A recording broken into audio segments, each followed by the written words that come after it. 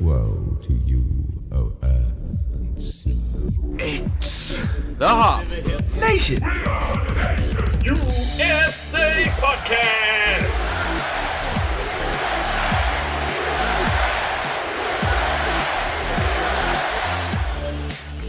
Welcome back, Hop Nation. It is episode 119. That is one after 118. Thank you for joining us again. My name is Kid Rock. Shout out to all my boys in Cell Block 6. That joke did not go anywhere. I don't care. Out, right? I just wondered how long you could go with it. How well do you remember Kid Rock pre-country music? I don't. I shot my wad on that one. That's all you're getting.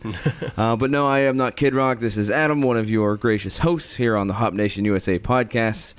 Some other voices you heard. You heard Steve. Yeah. There you go. Yeah. That was your cue. Yeah. And the third voice, back yet again for his biannual visit, Jason Cercone. Welcome. Is the biannual thing official? This is how we're going to roll. I mean, at this point, might as well. Okay. Yeah. Re-up the membership. Yeah.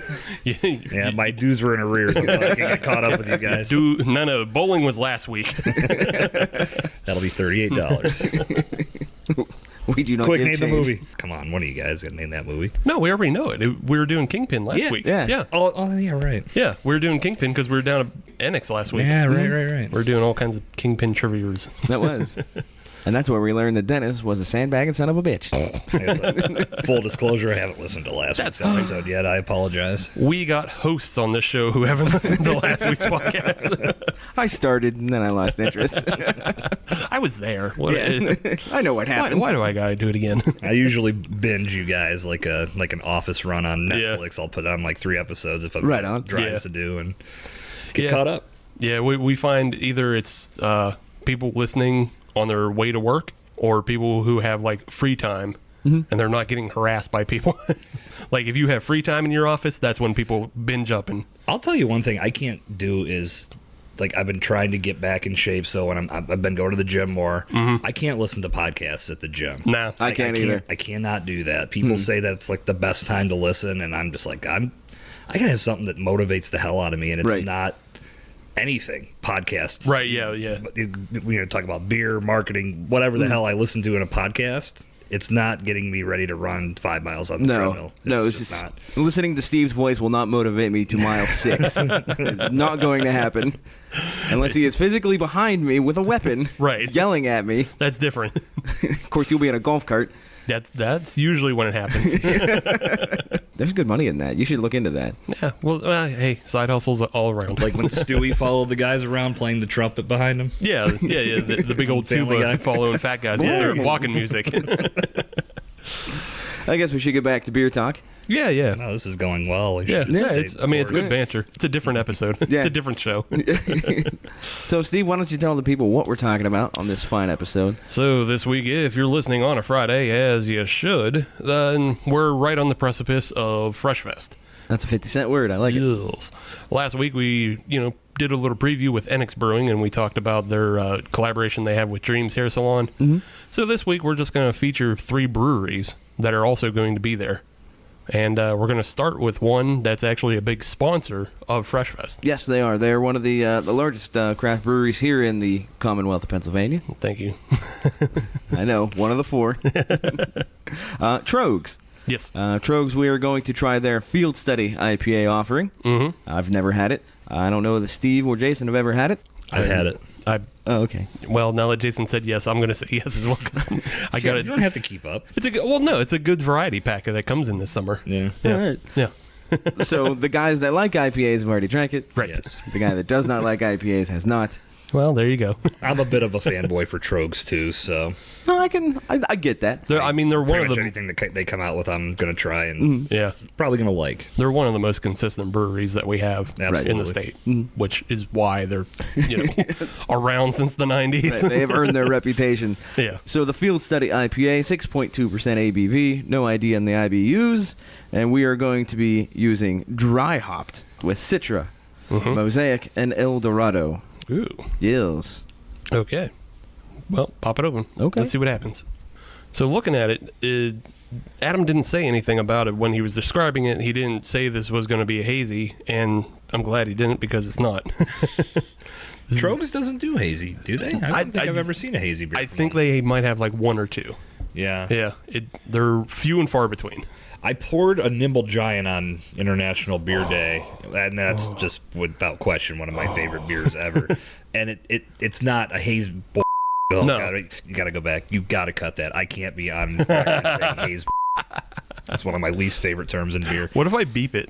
Yes, that'd be even better. I'll beep it for you. It's not a hazy beer in any respect, nor is it meant to be, but it had that. Turbid's probably the wrong word. Let's say it wasn't clear. No, it just looks so freaking cool. Yeah, and that's just because it's such a big, thick beer. Yeah. To begin with, Yeah. Nimble Giant is. I mean, I think. I don't know why, and it's probably because it doesn't have the distribution, but that would honestly rival the Bell's Two Hearted. It is so goddamn good. And it's just a once a year deal, so Right. they're not trying to go It's just- flagship. yeah, it's with not it. enough. But that's what I like about it, and that's why I've always been such a big fan of Nugget Nectar. It's one of those things, if you do it too much, it's not as special. Right. And they do it for a couple months a year, and it's a beautiful time. Yeah. As is Field Study. Yeah, looking at it, like we were already saying, it's perfectly clear. You can see all the way through. It's got a nice, like, golden color to it.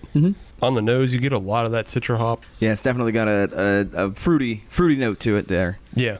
Tasting it, it's more complex than that. You know what? I'm rather intrigued by this beer. I don't hate it. Well, that's an interesting start. I know, right? You guys are how many episodes deep? 119? 119 deep, and you've had a lot of IPAs. I mean, you've had to develop somewhat of a palate for IPAs. So, yes, to a degree, but there are some that go too far. What I've discovered, what I hate most about IPAs are the ones that have that hop residue on the back end that just sticks around too much. I hate that. Okay. If it's- Anything that's like a Super Simcoe. Yeah. Make him make yucky cat face. Yes. You have to understand, Jason, he's built a tolerance, but he started from the point where he would never drink IPAs voluntarily. Right. There's a lot of people out there that operate that way. Yeah. Like, you can change your palate around if you expose yourself enough. And also, when you consider a lot of the things that are quote-unquote IPAs nowadays, like hazy stuff, Right. that's barely hoppy. Right. Like, anybody can drink that. But no, with this one, it does have a little bit of a fruity hoppiness to it, but it is not obnoxious by any stretch of the imagination. No. I could see where somebody could find this quite refreshing. Yeah, it's really refreshing. It has an interesting, like, turn in it. Like, it's not, I don't know, I think it just changes, like, fruit flavors as it moves through. So, yeah. But, no resinous back end either, like you were talking about. It gets out of the way. And those are the types of IPAs that I can appreciate, that say, hey, all right, I got hoppiness, and then I get out of the way. That's, if I'm going to drink an IPA, that would be the way I would like the IPA to operate. Starting point. Yeah, right. Then cover it up with donuts or some other shit. you should be... Okay. It's not an imperial stout. Coming up this weekend, Hitchhiker is releasing their lemon meringue hole punch. Ooh. You should enjoy that a lot. I've had some of the Hole Punch series before, and they are good. Yeah. So, and I like lemon meringue. Right. So, Yeah, you should be fine with that one. I should probably go find that.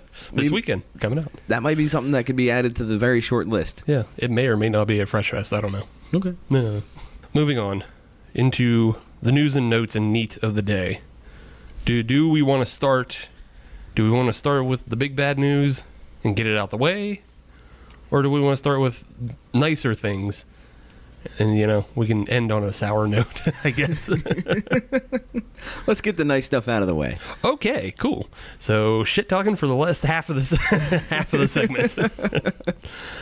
So just kind of a neat note. I went to Abjuration on Monday, and Monday they were awarded their honeycomb credit check for $50,000. They made it all the way. They made it above and beyond. Well, didn't they made it above and beyond, but it paid out to $50,000. That's awesome. Now, the question is, was it a giant check? It was bigger than usual. Okay. Yeah. I'm not going to say it was a giant Ed McMahon person-sized check. Okay. But it was much bigger than usual, and they have it sitting up on the shelf Oh, nice. to look at Okay. when you go there. But yeah, they were just thanking like all their investors and people who supported them. through their time of an investment and trying to build up the revenue so they can buy more equipment. And they already have some of that equipment in the house. So. That was going to be my question. Was there any statement of turnaround of how long it would be before the equipment starts showing up on site? It's already there. Yeah. Never mind. Yeah, Dave and Tom. They were showing me and Dennis. They had, I think they have 3 2-gallon or 3 2-barrel. I was going to say that's not very big. That's not right. they got $50,000 and bought 2-gallon buckets. No, they had 3. They already have 3 2-barrel fermenters that showed up that were part of the deal, and then they have more stuff coming in. So, are they able to put all the equipment in their current brewing space? Are they going to have to do any modification? They can just put it back there and call it good. Yeah, they'll be able to fit, but at this, I think Dave was saying at this point, no more. They've reached limits. Yeah, but they've completely, I think he's saying they're to the point they've doubled their capacity, which is good for us. Yeah, well, it's good for everybody. Yeah. And it's good for them because one of their big things is they've never been able to get their beer necessarily out of the house. Right, it's all been there. That's the only place you can get it. It's there, Beers of the Berg, and maybe one other beer fest if you're lucky. So, lucky for them, they'll be able to get more out. Are they involved in Freshfest this year? I believe so. So you could get them at Freshfest as well. Yes. Hint, hint. Hint, hint. If you haven't bought your tickets yet. Oh, yeah, they'll have a lemon bar IPA. Oh, that's right. I just remembered. Yeah, because I think they posted it on Twitter earlier this week. Yeah. So I assume it's going to be delicious, as it always is. You hope so. Yes. So I have one quick tidbit. It's neat. We don't do tidbits. We do news, note, neat. I can't expand out. I can't get into the tidbit realm. No. Man. Doesn't fit the naming convention. This place is a prison. It is. So, Isuzu. Yeah. The makers of fine trucks and automobiles. And possessors of young girls named Reagan. I don't get that. Pazuzu. I got The Exorcist. Yeah, fuck you both. How about that? All right. Very topical reference there. Wow. You're all over it. The Exorcist is always awesome. So sorry we didn't get your movie reference from 1976. We'll learn to do better next time. Isuzu. They have announced that they are going to create a craft beer truck. Mm-hmm. And what's interesting is, obviously, there have been craft beer trucks before. Right. Hitchhiker has a truck. It's an old French Citroen. Yeah. Which is a pretty neat truck. Yeah, it stands out at Yeah, least. it is an eye catcher for sure. But what's interesting is, as far as I can tell, this is the only time that a manufacturer has stepped up to create a beer truck from the factory. Mm-hmm. So it has a refrigerated box, has 8 tap handles.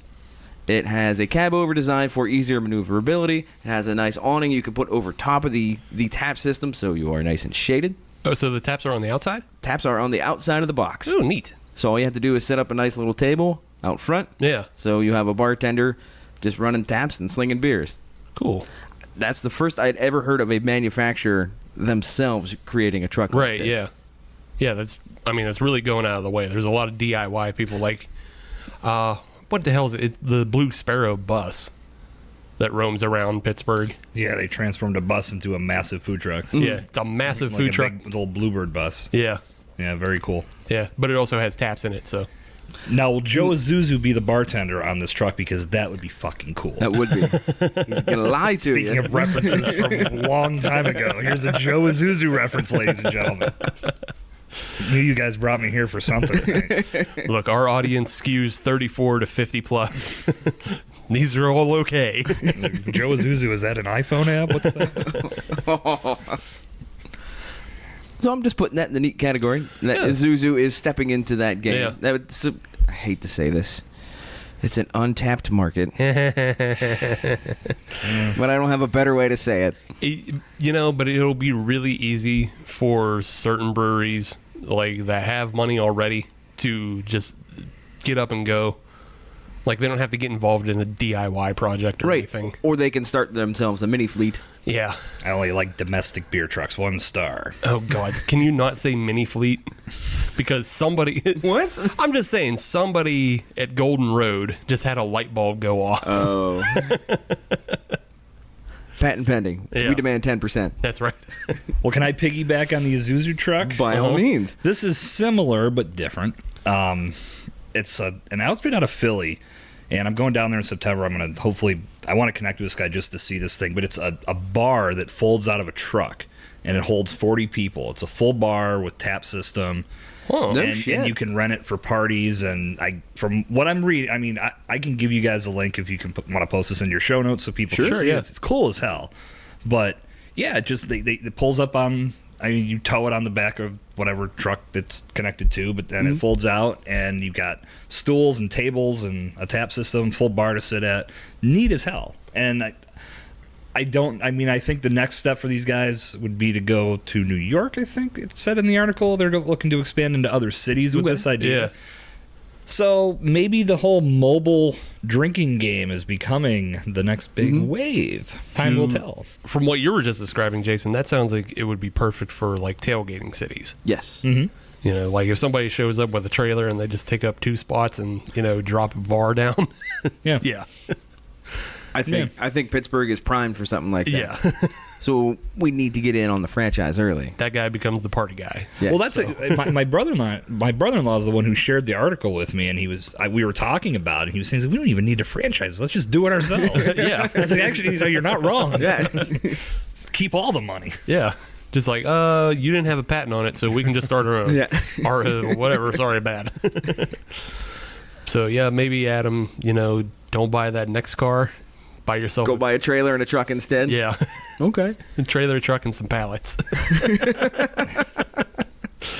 Yeah, okay. The refrigerator. You run 8 taps, one of them can be yours. That's true. I didn't think about that. There are 7 good Pittsburgh beers and then 1 homebrew, and, you know. I'll notice you didn't say good homebrew, just another homebrew. Well, just sometimes. If we were good homebrewers, we would have a place. That is true. That is a very fair point. We're passable homebrewers. T-shirt idea. Yes. Passable homebrewers. Could be your brewery name if you ever take the next step. Passable homebrews. Just sold out of a tent. We'll start like Brewdog. Okay. Yeah. We'll just have a canopy and passable homebrews. Anything above 3 stars on Yelp is a success. Well, Open up the can of worms. yeah. Go for it. Speaking of passable on Yelp, let's talk about platform. Yes. Yes, very passable for a lot of it. I am going to announce it's been a while since we've done this. I'm announcing a 6-month to a year ban. That's official. Yeah, that's official. On platform beers. Which is sad. They've betrayed us, and so they get a 6-month ban for that. They have betrayed everybody. Well, they've betrayed everybody, and they're going in timeout. I'm sure that $1 million check is all, and I millions know. of dollars check is a totally new perspective now that they're banned from Hop Nation. I know. I hope they cry in their hue. And their mini fleet. How can you not be excited for Tortoritas? It's coming. Let me count the ways. This is our future, boys. For those of you who are not in the know yet, it was all over social media, but Platform Beers out of Ohio with tap rooms in all 3 cities and a soon-to-come brewery in Pittsburgh has sold themselves out to AB InBev. It's the first acquisition by AB InBev since 2017. Wasn't there some word that they were supposed to slow down on that? And they said they were done buying for a while. They did. They They did. did for 2 years. Yeah. Well, I guess their ban was up. Yeah. They did for 2 years. They laid off like 90% of the sales force also in 2017. Oof. Yeah. Like they basically just kept on people that were part of the breweries and who reported directly to those breweries. Basically the local sales reps. Yeah. And then they ditched every redundancy within their own system. And then they're like, nah, we're not buying anything anymore. And we're done. And then they're done. And then Platform that's about 2017 is the same year that they really started to expand. Because they've only been open for, what, 4 or 5 years? I think 2015. It hasn't been that long. Yeah. Yeah, it hasn't been that long, but they went from 6,500 barrels to 20,000 barrels, and they're looking at 40,000 by the end of 2019. Yeah. Well, that'll probably be even bigger now. Right. Because, Well, I now, said for sure, they're yeah. planning nationwide distribution. Yeah. With ABI They have to be backing them. bigger. Yeah. Pre-buying, they were shooting 40,000. Now, Lord knows how But you much. got to wonder how long. I mean, obviously, this didn't just come to life today. Yeah, It no. had to have couldn't been in the works for months. So maybe when Because I know that Andy from Hitchhiker had made a comment on Twitter about how they had an agreement with them where they went out there and brewed a beer with Platform. Mm-hmm. Platform was supposed to come here. Platform reneged, didn't come. The beer that was supposed to be their end of the collaboration, I guess, is being released this coming weekend, like tomorrow, when this podcast released. Mm-hmm. And then that never happened. And you got to wonder how long this has been in the works. Maybe when they made the announcement that they were going to open a pub in Pittsburgh, this was going to already be a catalyst for it. That's very possible. Like, it could have come, like, I would imagine it would come within that announcement, like whether it was AB InBev saying yes, push into this market, or AB InBev saw it and they go, oh, we can get a big foothold in the Mid-Atlantic market, because their last purchase was Wicked Weed in North Carolina. Right. And we still haven't seen them hit Pittsburgh. No, right? no. Not that it matters. I'm just curious. Right. But I'm just saying, if they're pushing into a market, then that's one that they don't have. Yeah, I think the last one that I remember that they made a big push for after they purchased in Pittsburgh was Devil's Backbone. Mm-hmm. They had a huge launch campaign for them when they hit the taps here in town, or hit the shelves too. So, and even nowadays, I think I see the Vienna Lager for sure. Mm-hmm. Yeah, there's only a few varieties that I can think of that are in stores on any consistent basis. Which is probably their best beer. At least in my, the Vienna Lager's their best beer. I've only had a very limited amount. No, I've only had. Listen, you're talking about a very limited exposure to a portfolio, so I can't. From what I had when I had it, I enjoyed that beer. Okay, that's. We didn't. Oh, okay. Yeah. Like, we reviewed that. Hey, maybe. This was before the buyout, so maybe this is something that's changed. Maybe I don't know. I'm not saying it has. We definitely reviewed it post buyout. We did. Okay. They were bought 2015, right? It was 15 or 16. Either way, it was before we had a show. So right. Okay. There we go. We reviewed it post buyout, and it was not good. Not good. No. Okay. No. It got steamrolled by the other two offerings. Yeah, one of them was Straub. So. Don't hate on that. That's a good beer. It was the special edition Ridgetop Runner. Yeah, it was a special edition Straub, not just a regular one. Although the regular Straub would probably still get picked up by me before Devil's Backbone. Yeah, that beer sucked. But sorry to bring up such a sore subject. Well, another thing. It's one of the few beers on the show that we really didn't like. Right. And we were very surprised by it. Yeah. We were surprised how bad it was. Because I had heard good things about Devil's Backbone, even though, yes, AB InBev was involved in all that stuff, but I had heard good things, and when we had it, I was disappointed. Yeah. Well, if I may bring it back to the actual conversation, yes. What do you think, honestly, this is going to do for the launch of this pub when it opens in Pittsburgh? Because they still have plans to open. The launch has generally been killed for me. I was super excited for it just because they were going to be brewing here. I think I read something maybe that they're going to have like home brewer opportunities. Similar to what Lincoln Avenue has. Yeah, like Lincoln Avenue's looking for that, and I know a couple other places. But people are looking to outreach to the community, to some people who can't, get into a big space. Yeah, I was really excited for it, but now that I know it's here, I kind of don't want it here. Because I just don't want it's a space that we could be giving to anything else that's local. I think what's going to happen is the more enthusiastic drinkers, the hobbyists, things like that, they're going to poo-poo it, similar to what we're doing now, and personally, rightfully so. But I think the casual drinker isn't going to care. Yeah, no, they're gonna enjoy a nice space. They're gonna enjoy a nice beer, and they're gonna bring their friends who are other just casual craft beer drinkers, and it'll be a success, but it won't be nearly the success that should have been. Because like you were just saying, Andy from Hitchhiker, I really doubt they're gonna want to work with Platform. No, from the tone of his tweet, I would say absolutely not. Yeah, and I would say he has a lot more support, both in the city and among other brewers. Yeah. Because he tells that story, and now other brewers are going to hear that and go, oh, yeah, we're not. You're off the list. Yeah. Mm-hmm. So, yeah, they're not going to have the support of the city, and that's really important. It is. We shall see. Yeah, we shall see, but I kind of hope it just closes. I don't know. I can only speak to one beer that I had, and that was that Tort.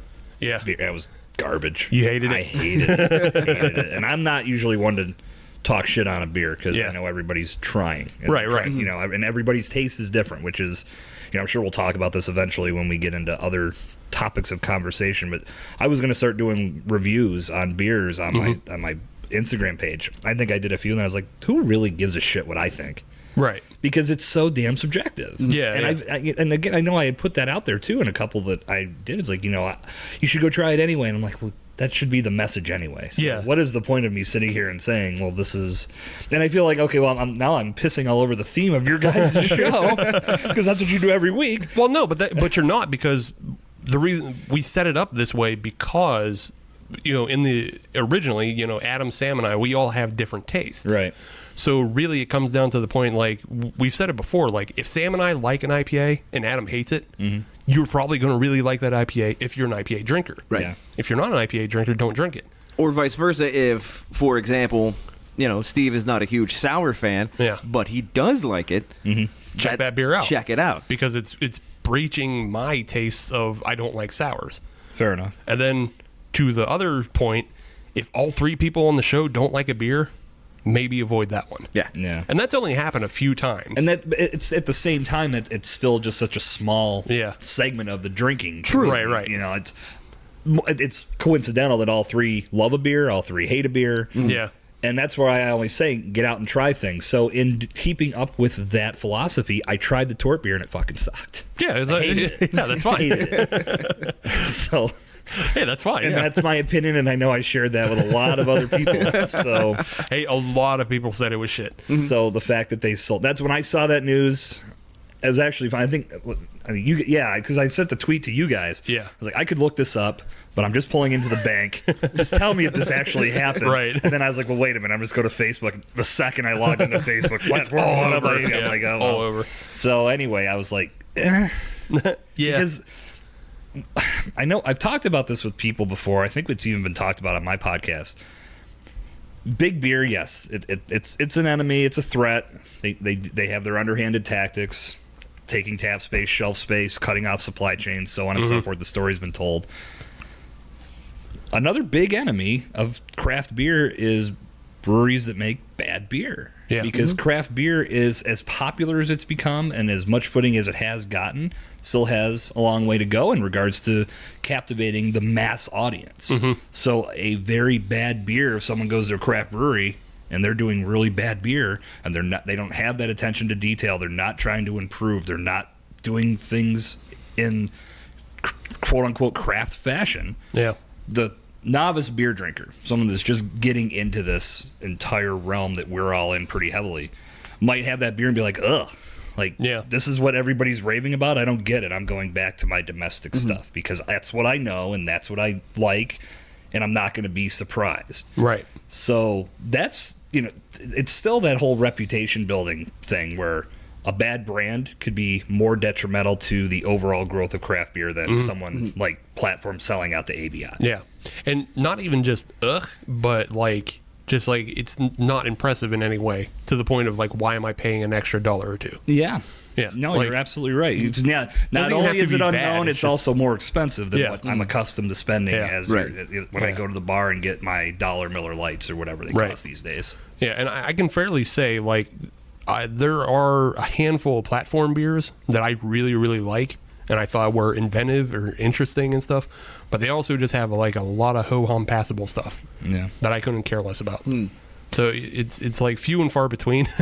You kind of have to separate the fly shit from the pepper on that one. Yeah. Pick out the ones that are good, and then everything else just falls away. Yeah, but now that it's all shit.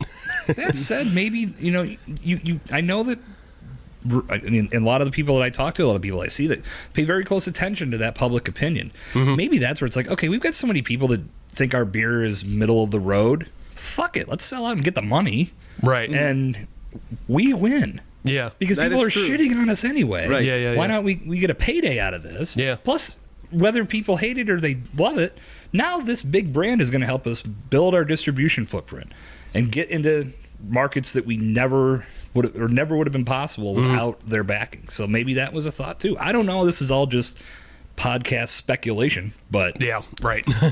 you know, We are not But in- that's what we do as podcasts. Yeah, we just speculate because, I mean, nobody's really going to answer those questions for real because Right. they detriment their deal. Right, exactly. The lawyers will poo-poo that real quick. Yeah, no, the co-owner of Platform isn't going to come out and go, "Oh yeah, it's because you guys all gave us 3.5 stars on Yeah. everything, so we saw a payday We were and on we the took fence, it." but then we listened to Hop Nation USA, and Jason Cercone said the Tort Beer sucks, Right. so we signed the check the next day. Or we signed the dotted line the next Oh, day. show him that son of a bitch. Yep. This will put him in his place. Fuck you, Fucker. Cercone. Just like double middle fingers on the Instagram. Laying in a pool full of money. Scrooge McDuck style.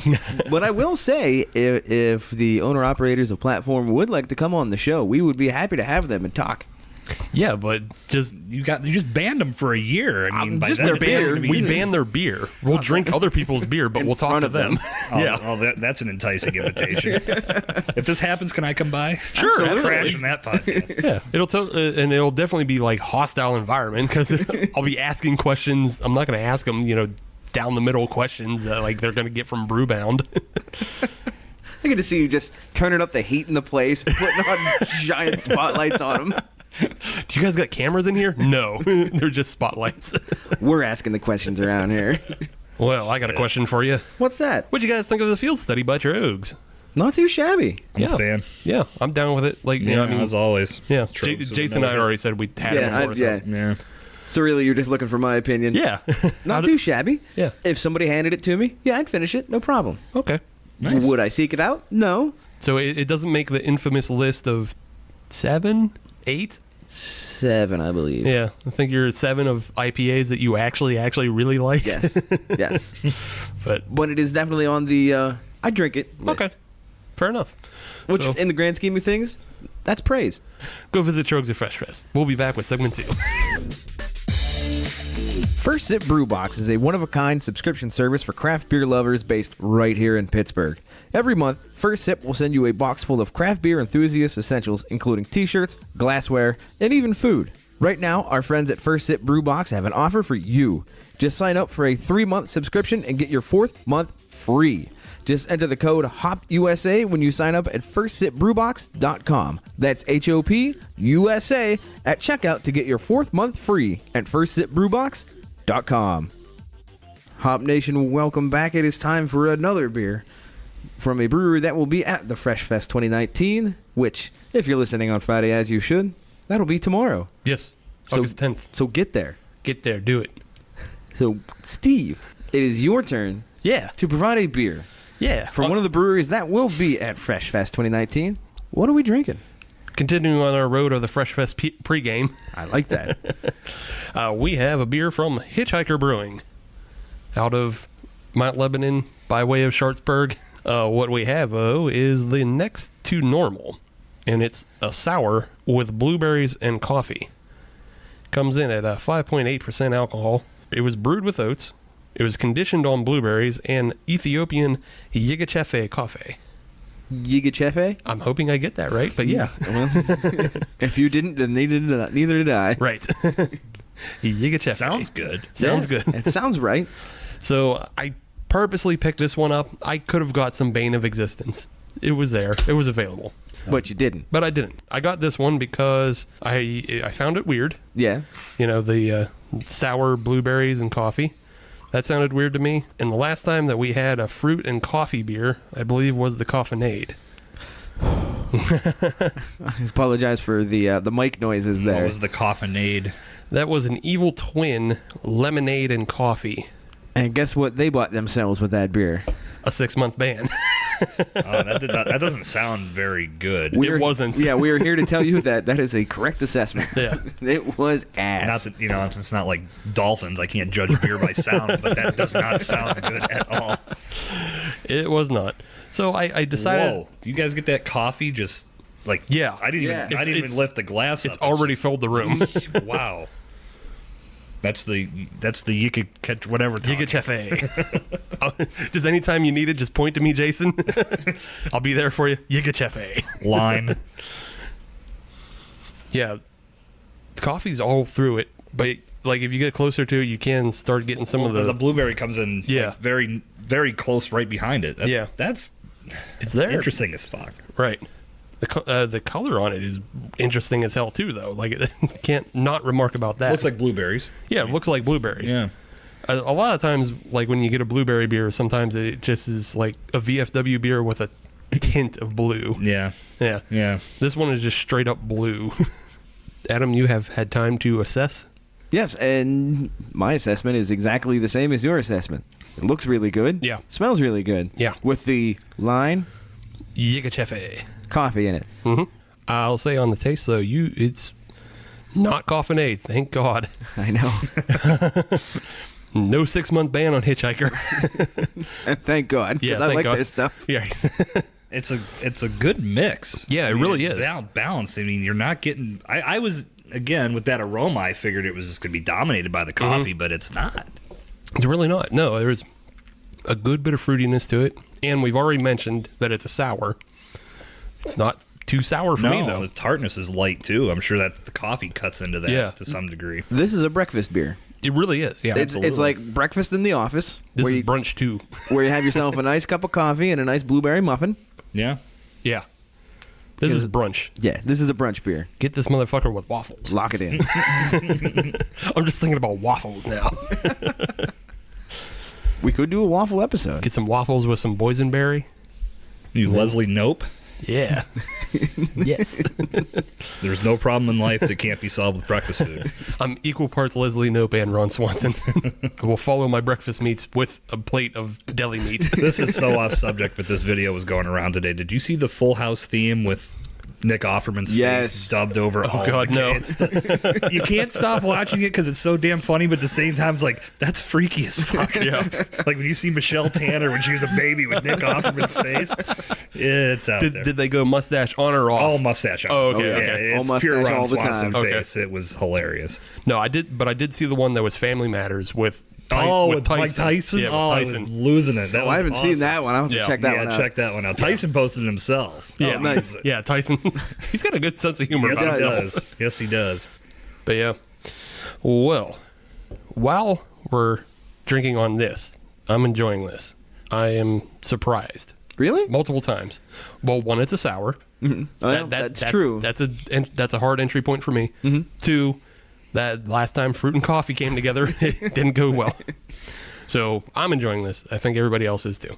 One of the reasons why we brought Jason back for his biannual, though, is because his biannual. I feel like I'm at the doctor's office. Right. Well, we have to do a checkup on you because last time you were here, you were still in the process of launching your new podcast, Breaking Brews. No, it had just gone live. It had just gone live? Yeah, well, probably, I think it was the initial launch week. I did 5 episodes. I know those were all out there. And then I had done a couple more. Yeah. So it was very, very young. So, right. But at this point, though, you're 27 deep. So. Yeah, actually, 28 as 28. We sit here tonight. 28 just went live. 28 just went live? And then 29 and 30 over the next 2 Wednesdays, and then season 1 will conclude. Okay. Right on. And I'm going to take a little break. Okay. But a break from the actual podcast. I mean, when I started, the whole reasoning the whole steps process and what I did was I tried to get a big bank of episodes done because it's all evergreen content. It's not anything that's super in the moment. Right. In the intros and outros, if there's some news or if there's an ad, like I ran an ad for the Pink Boots event that they did a few weeks ago, I can always drop those in. But the bulk of the show is all about evergreen content, things that can help other breweries and bars and restaurants and businesses in general. So I'm trying to have a nice bank of episodes to where, like, if I miss a week, I'm okay. I can still just go to the bank and get an episode and put it in. Well, those are now all used. So gotta record some more. I started with 15 and then I just kept recording and then it all caught up, which I knew it would, but at the same time I was like, there's other aspects of this that I'm looking to expand, so I started a Facebook group. Also hoping to do some stuff with some more stuff with Instagram TV, and yeah, that was basically the idea behind it, was get some good content out there, take a little break. Probably it'll be August 21st when season 1 concludes officially, and then I'll probably come back in November-ish and launch season 2. Mm-hmm. Cool. And like you said, your Facebook group is always going to be open, so you'll be able to come in and out and And that's where I want to get a weekly live video series going to where we can have some interaction. Talk about a past episode, talk about something in the beer industry. Like we talked in segment 1 about platform. Ideally, once this thing gets going, we could have conversations about things like that. You know, it's ultimately just having a constant resource out there, but at the same time, not just doing an episode every week of the actual podcast. Yeah, but you don't have to do an hour every week. What I'm discovering with the show as it continues to gain momentum is I'm getting more and more listeners each week. I want to give everybody some time to catch up. Go back, listen to the first 30. I'm going to run some ads and do some promotion for those 30 over the 3 months that I'm off, and then we'll come back with season 2 and have hopefully an even steadier base of listeners. Right on. So breakingbrews.com/podcast. Subscribe to the show on iTunes, on Stitcher, on Google Play, and on Spotify. And when you're on there, make sure you give it a 5-star review. No, I'm not doing that. You're not doing that? Okay. He doesn't get 6 stars. He doesn't take our gimmick on our show. The fuck? Because I'm doing 7 stars. Well, one of the reasons why we brought you on is because we don't really talk marketing that much because, well, we don't do marketing. I do tangential marketing stuff. I do it for other companies. I don't do it for breweries. Right. You, in your daily life, you do that. Yeah. You work with breweries. You market breweries in Pittsburgh. But also, like we were talking, your podcast is focused on marketing. It's focused on the business aspects for the most part. Yeah. Now, when I went into this, I knew that I didn't want to do another show like you guys are doing because I felt like, between you guys and Nick and the crew over at Weekly Recap and Doug with Should I Drink That, you guys have the beer review side of it down. So I didn't really feel it was necessary for me to do that too. Right. And where I felt there was a hole to be filled was in the business side. What can I do to create a resource for beer industry professionals and enthusiasts too, who just want to learn more about the business aspects. And that was the whole driving force behind, okay, we're going to look at sales, we're going to look at marketing, we're going to look at rebranding, we're going to look at culture, all these aspects of the beer world that we don't always talk about. We're going to put that center stage and create content that way. Right on. So what were the top things that you've learned so far? I mean, you can go all the way through season 1 if you want to, or, up to the point that people can listen. But yeah, I was going to say, I don't want to give it all away. Right, yeah. People go listen to the show. But, right. Well, I would say if you listen to the episodes that are existing now, one of the big themes, other than us ranting about dirty glassware in Instagram pictures, because that's a big epidemic. If you're marketing a product or a service in these days, it's just not enough anymore. You have to provide an experience for your consumers. And we had several conversations, some on purpose go that way. Other ones we just started on one topic and it just led to the fact that if you're not providing a good experience for your consumers when they visit you, they're going to go to the place that will. So you can't just market that you have good beer. It's a big part of it, no doubt about it, or that you have food, also a big part of it. But you have to be giving them an experience that makes them want to come back to you time and time again. And many different professionals that I talked to on the show felt the exact same way. So that was probably number 1, because a few of the episodes just went in that direction. It was hard to come back. Because it's like, this is where we're going, and it's very important. You just got to roll with it. Yeah. Another thing I learned, the digital experience that you're creating through Instagram, Twitter, Snapchat, Facebook, YouTube, you name it, it translates over and bleeds over to what you actually have in your tap room, in your tasting room, in your bar, in your restaurant. People are getting that initial feel of who you are based on the personality that you put out there digitally. So if you have a very rigid, ugly, non-approachable digital presence, it could hurt your ability to draw people into your tap room. Or that's ultimately the end game, is to get people to come spend money with you. Or to go one step further, not have a digital presence at all. Yep. Yeah. That can hurt you too. Absolutely. I mean, that's something we preach to everybody. I mean, some people will set up a page and never touch it, which obviously gets you nothing. Right. Yeah. That can be even worse. I mean, and that's the thing. Every 5th episode was dedicated to a different aspect of marketing, just strictly. And at the same time, there was some crossover because everybody's, there's some tried and true methods that people use every day to market their business. So of course those commonalities are going to come to light. But at the same time, everybody's approaching things a little bit differently and a little bit, more hardcore than others. Right. Is one way to say it. So another point, and we talked about this a few minutes ago, the consistency side of it. Whatever your approach whatever approach you put out there, it has to be done consistently. If you decide to post on your pages every day, you got to do it consistently. Mm-hmm. If your approach is to do something every other day, great. Just do that consistently. Don't post today and then don't touch it for 2 weeks and then come back a month later and do something again. I think a show that's not live as this episode that we're doing here goes live is I talked with a Facebook marketer and we talked about Facebook Live. Mm-hmm. And that's something where people will do one live video and no one tunes in and, this sucks. Why would I'm never going to get anything? And then they never do one again. No, and that's where that's absolutely where you have to be consistent because you have to do something that tells people you're going to be doing it. And then you have to, it's almost like a TV show. Yeah. You're going live at 8 o'clock on Wednesday night.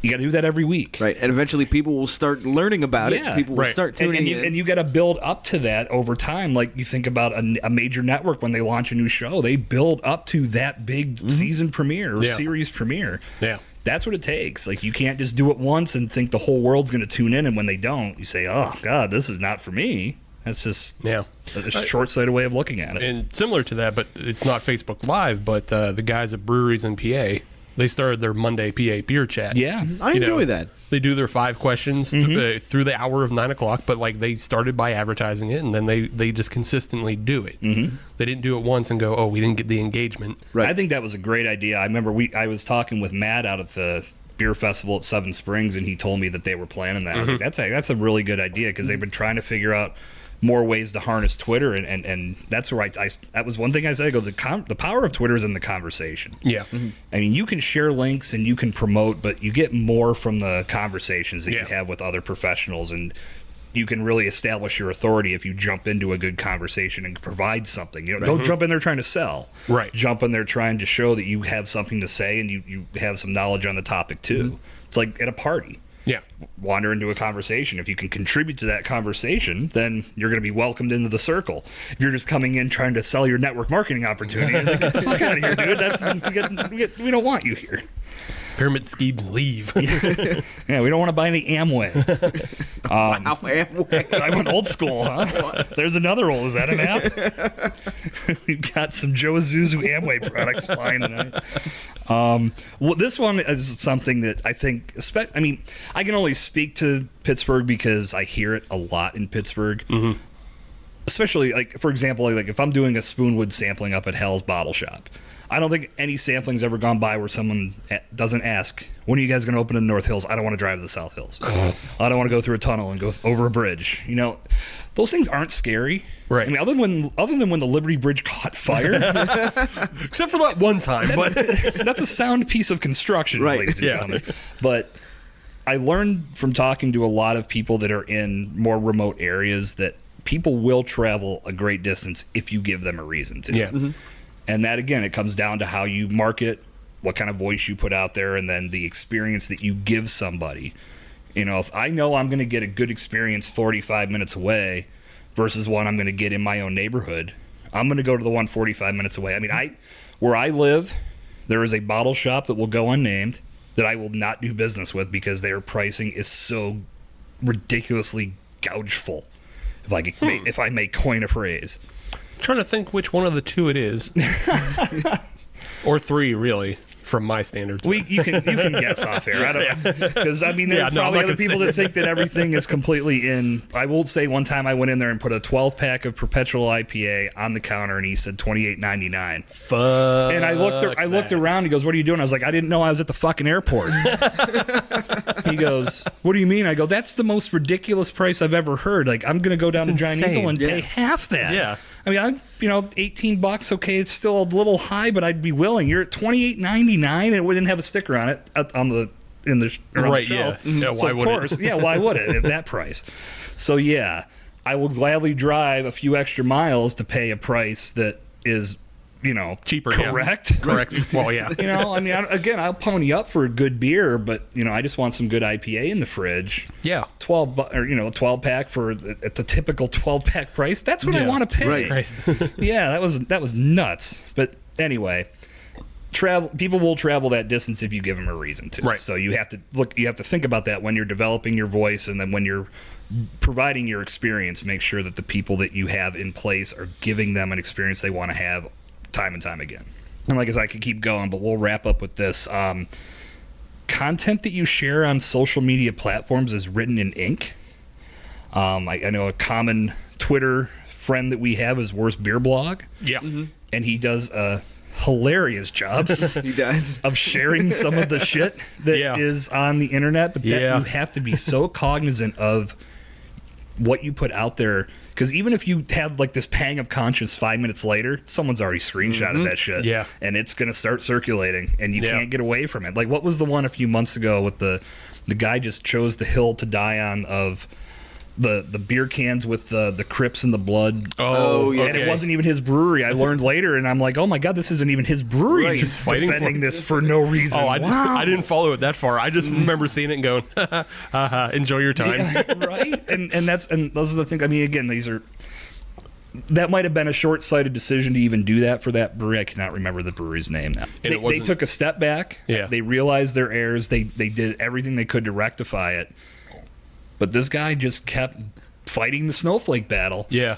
Again, I mean, not that, as you watch these things unfold, you may agree or disagree with what you're seeing, but from the business end of it, you're putting yourself in a horrible PR position. Absolutely. If you put stuff like that out there. So think real hard if you've got something that's borderline. If you want to, just keep it to yourself. Yeah. If you want to defend yourself as a person, that's fine. But don't use your brewery or your business as your platform. Don't defend your business the same way you would just defend yourself in your bad ideas. Because that's not necessarily just you being affected. Right. There Exactly. are employees. That's what it is. There are neighborhoods that could be not at risk, but yeah. at risk. Jason, your podcast is a good example of things to do and things of what to do. Worst Beer Blog is a good example of what not to do. or what can happen after the fact. Yes. Like this, you've earned this, buddy. Yeah. You're going to hear it. Yeah. There's what was the one that he shared that I was like, holy fuck, I can't believe that happened. But it was somebody who, they had a contract brewer, and they did a QA test of a batch of beer that the contract brewer brewed, and it wasn't good enough. And so they said, don't sell it. But the contract brewer held on to the batch and sold it later.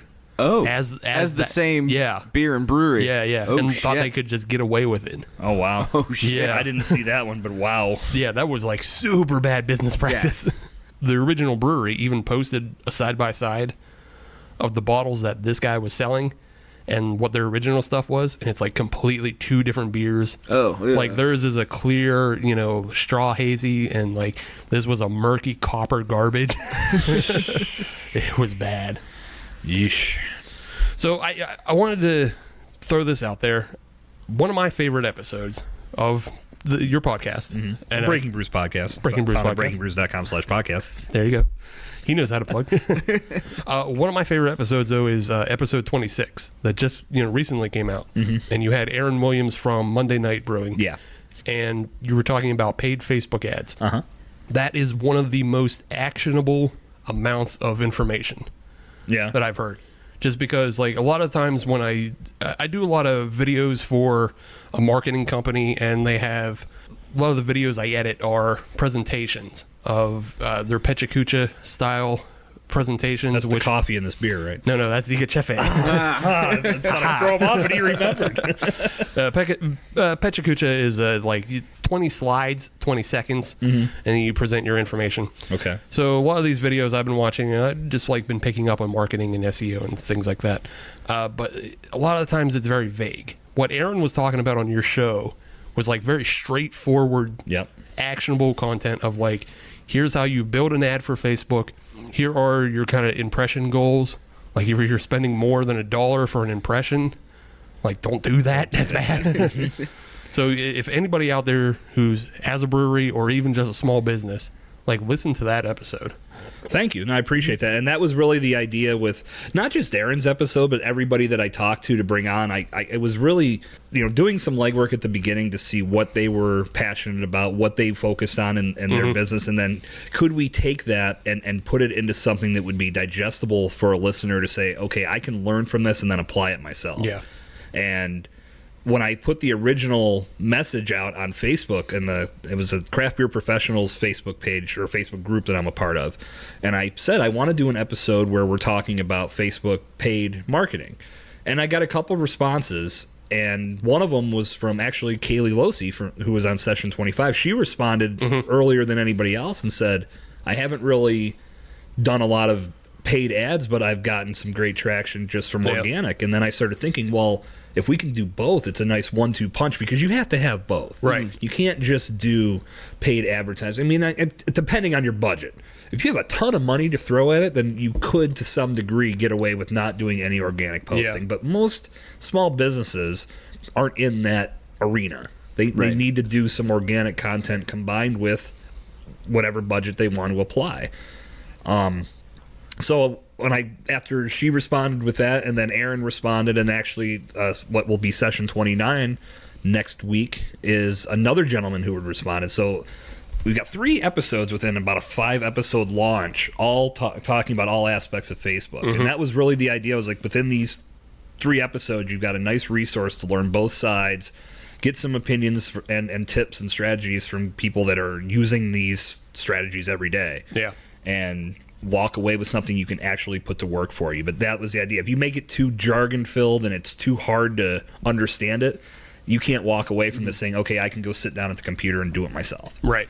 Yeah. Yeah. And that's what I'll say about Kaylee's episode was, if you have no money, it's shoestring, no budget. Yeah. Which makes sense for all sorts of startup breweries, because all the money's going into the beer. Well, and there's another side of that too, that where when you're pretty fresh to the game, a lot of people that start a brewery, they haven't come from a background of running social media campaigns. So to get your feet wet, you don't want to just start throwing thousands of dollars at Facebook, because chances are your return is going to be minimal to none. So take the time to learn.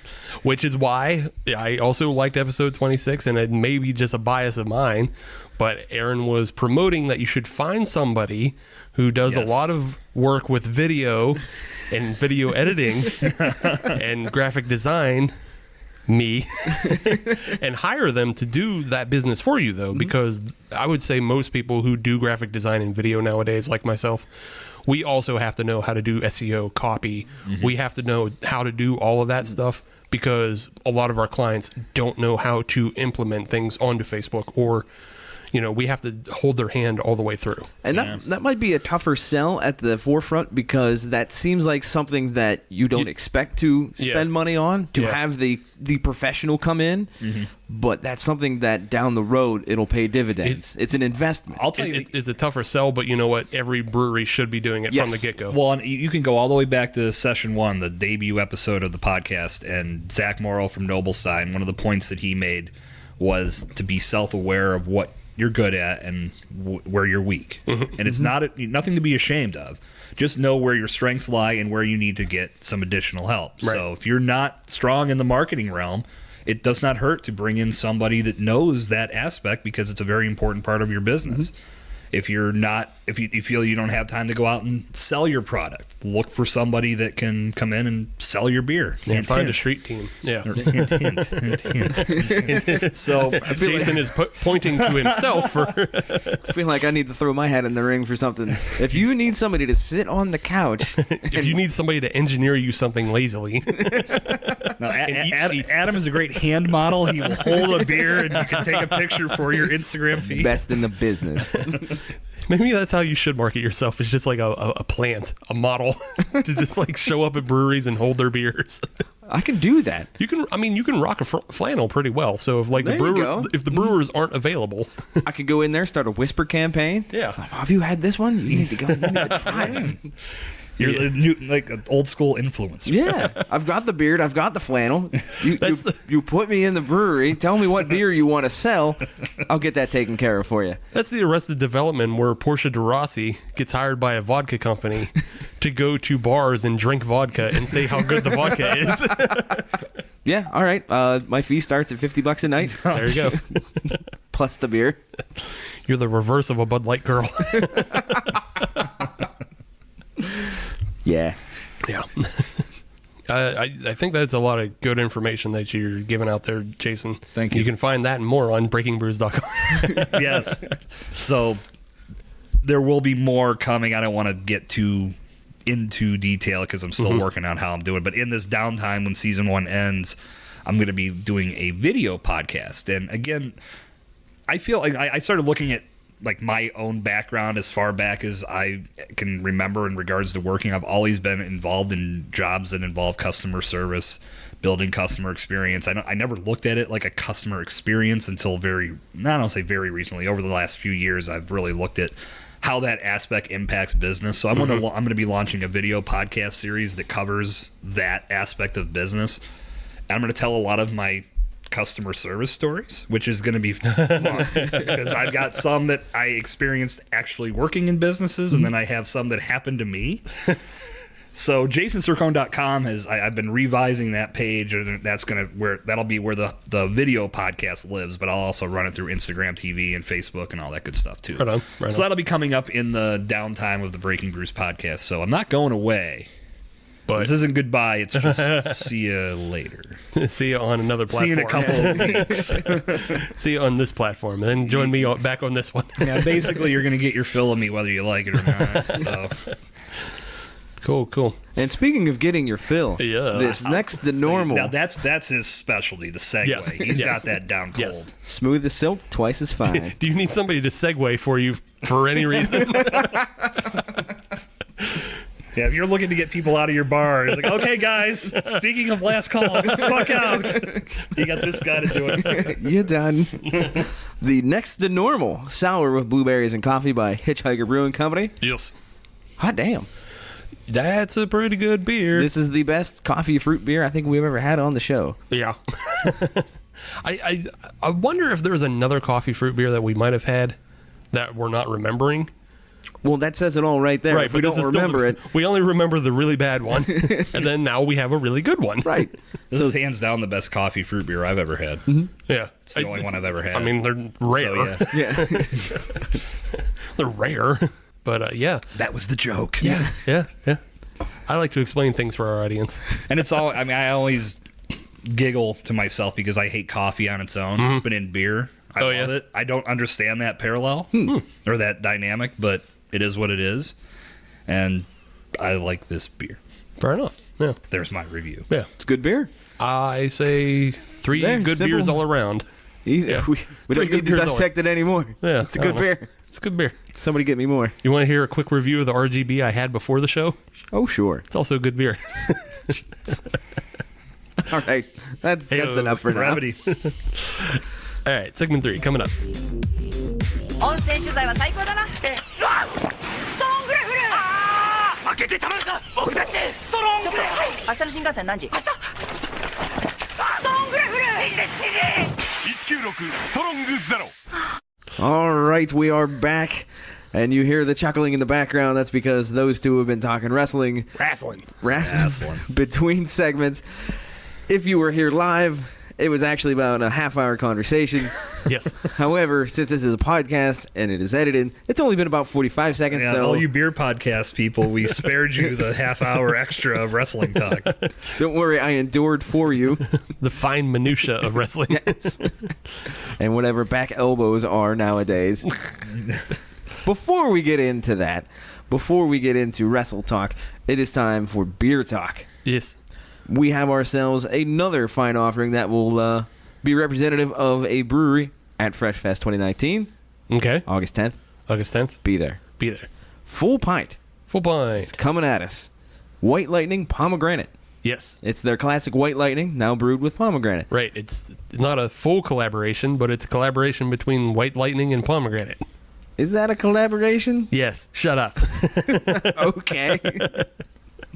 So, for those that don't know, the White Lightning is a Belgian-style white ale. I'll give you some quick numbers here. 18 IBUs, 6% ABV. And for those that wanted to know, the OG is 13.5. Okay. There you go. I'll say, that's Plato, I imagine. Yes, I would assume so as well. I'll say if you go back in the archives, I do believe we did a review for the original White Lightning. That was in one of the very early episodes. I'm going to say within the first 15, so not the best episodes, but it's hard there. to keep track where all these beers were drank now that you guys are getting up there, huh? You think about it, we've had over 300 beers on the show. Right.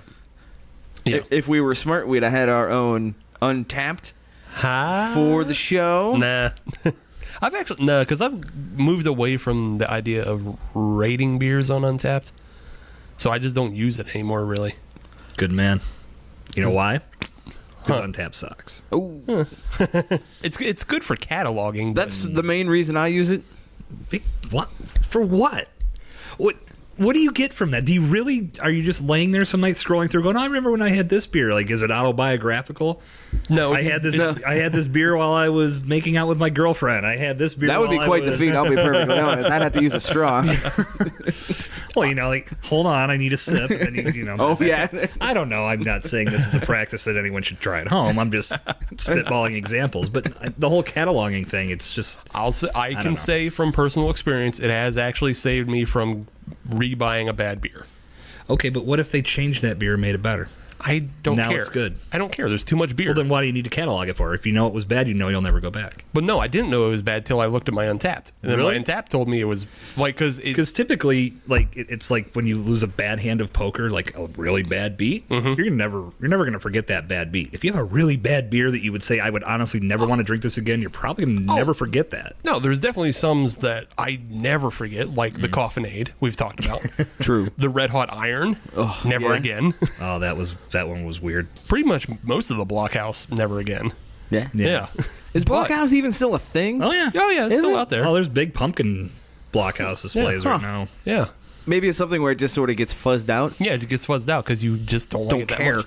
Right. But I've had beers where, in my own subjective rating, I rated like a 2. And you know what? I just didn't want to put that into my 6-pack at the mix and match. I was like, oh, not this one. Get something new. Get something you've never had. And there's enough beer to do that with anymore. Yeah. I don't have to give people second tries. I'm sorry. I'm sorry. I mean, a lot of people would disagree with that philosophy and think I'm an asshole for it, but it's how I do it. Well, anyway. I think we're gonna. I feel like I keep having these arguments with people about Untapped. And it ends up just being agree to disagree. Yeah, that's what it is. I mean, just because Untapped isn't that important overall. No, That is true, and that is not something that I use as a barometer of other people's ratings. It's only a 3.5. I'm not going to touch this beer. That's no. Yeah, I've never done Sadly, that. some people do, and Yeah, that's some where people do. That's where I shake my head because you could be costing yourself an experience with a beer that could be your favorite. Yeah. No, I I'm completely saying agree that's with that. Really, that's the farthest extreme. Yeah. But I've never done because that. someone else doesn't like it, doesn't mean that you won't. Form Or you your will, own opinion. Exactly. I only go off with what past Steve said. Yes. If past Steve said bad, okay. If anybody else says bad, I don't give a shit. I want to try it. I want to know how bad or how good. So speaking of trying, Yes. why don't we try this White Lightning Pomegranate? Segway King. Segway yeah, like he's that. got The segues down. Segway guy. That's why I can actually drink this damn beer because I'm kind of looking forward to it. Well, yeah, I think we're all looking Before you forward to crack that, I have another comment. I'm just kidding. I think we all do like it. I mean, we all like the White Lightning, so that's why we got the White Lightning Pomegranate. It's such an easy to drink beer. Yeah. You know, that color was not what I was figuring it was going to be. That's not what I was thinking red. either. Yeah. But this is what we were talking about last segment, how a lot of blueberry beers don't come out with a blueberry color per se. Mm-hmm. This pomegranate beer isn't coming out with a pomegranate color. You were expecting something red tinged. Yeah. But this looks kind of just like a hazy straw. Almost like a Belgian white ale? Yeah. Maybe. Shut up. It's a little fruity tart on the A nose. little bit, but it's just a hint. It is not overpowering by any stretch of the imagination. But it's there. It's a subtle pomegranate Yeah. on the end of it. Yeah. Yeah, it's pretty subtle. Like it's not overpowering, but it's not like overpoweringly tart either because of that. It's one of those things where we've had the White Lightning and we know how good the White Lightning is. Mm-hmm. So it's hard to really say this is like worse than that or better than that. It's just right down the same line, but with a little pomegranate flavor. And I think this is where we were talking earlier about personal preference, and this I was saying Belgian beers are typically not the ones that I gravitate towards. I don't hate them. I just don't typically drink them. So honestly, this is the first time I've had a White Lightning in a long time of any kind, regular or pomegranate based or pomegranate laced. Ooh, Laced. Look at that accidental rhyme poetry there. Pomegranate podcast magic. I've got no beef with it. Yeah. It's a good White Lightning. Yeah. It's just got a little bit of a hint in it. Yeah, it's just a little bit of hint there. And I like to think that's what they were going for instead of being overpowered by pomegranate, because I don't know many people that yearn for pomegranate. If you drink palm juice, you love it.